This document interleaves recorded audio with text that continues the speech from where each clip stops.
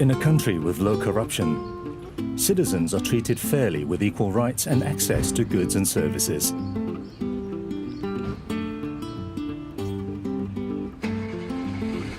Public officers do their jobs with honesty and integrity and serve the people to the best of their abilities.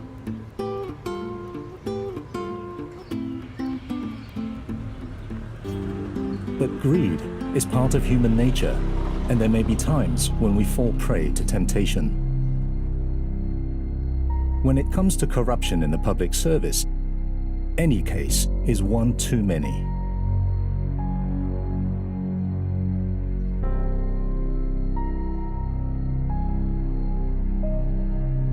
Corruption not only reduces Singaporeans' confidence in the government, but also has far-reaching consequences for the nation. An example of such a case is the story of Tay Kok Yong, a public officer whose bright future was derailed by corruption and whose actions put a nation at risk.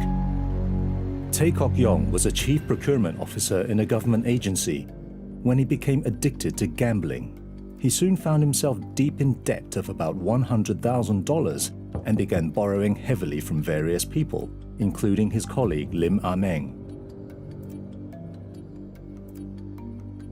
One day, Lim introduced Tay to Bernard Koh, managing director of Fire Alarms Limited. Over drinks, Tay revealed to Koh that he is a procurement officer and could help him secure contracts with his agency. The opportunity to do so soon arose when Tay was tasked to procure fire alarm systems for his agency's new visitor center. Tay would subsequently meet with Koh on multiple occasions to receive large sums of money in exchange for information that gave Fire Alarms Limited a huge advantage when bidding for contracts. Fire Alarms Limited was eventually awarded the contract to supply fire alarm systems to Tay's agency. However, despite the requirements stated in the contract, the company supplied substandard products that did not comply with the standard requirements and the prerequisites of the fire safety certification. This led to a tragedy just 1 year later, when the fire alarms failed to trigger during the breakout of a fire at the visitor center. The arrival and response of firefighters was thus delayed, and the incident left 1 dead and a dozen people injured. Public officers have the responsibility to report any suspicious acts of corruption. One such commendable individual is Uniformed Officer Andrew Raj, whose actions serve as an example to all public officers. In 2013, Raj was returning to his workplace when he witnessed an accident between a car and a taxi. He approached the scene to render assistance and was checking on the taxi driver when he noticed the other driver, Go Bao Xiang, attempting to flee. He signaled for Go to stop and step out of the car. Although Go complied, he pleaded to leave immediately, saying that he could not afford to have his driving license revoked. He then offered a $1,000 note to Raj as a bribe.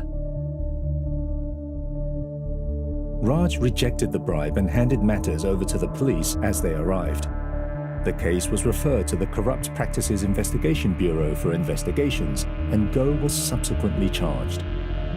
Raj received much commendation from family, colleagues, and the public for the honesty and integrity he displayed in the face of temptation. Like Raj, all public officers must be held to a higher standard of integrity and avoid situations which could lead to temptation and falling prey to corruption. They are expected to be fair and impartial in their work and to ensure that there is no conflict of interest between their official duties and personal interests. Public officers who engage in corruption will be prosecuted under the Prevention of Corruption Act, which creates a presumption of corruption where any gratification is proved to have been given to or received by a person in the employment of the Government of Singapore or of a public body. The burden of proof to rebut the presumption lies with the accused.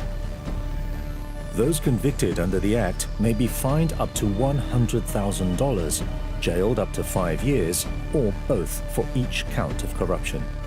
Punishments are more severe in cases involving government contracts, members of parliament, or members of public bodies, with the maximum jail sentence increasing to 7 years.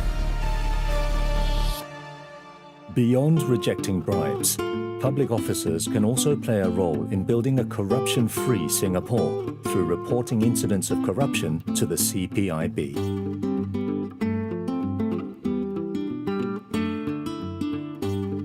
A corruption-free nation starts with us. Together, we can keep corruption at bay.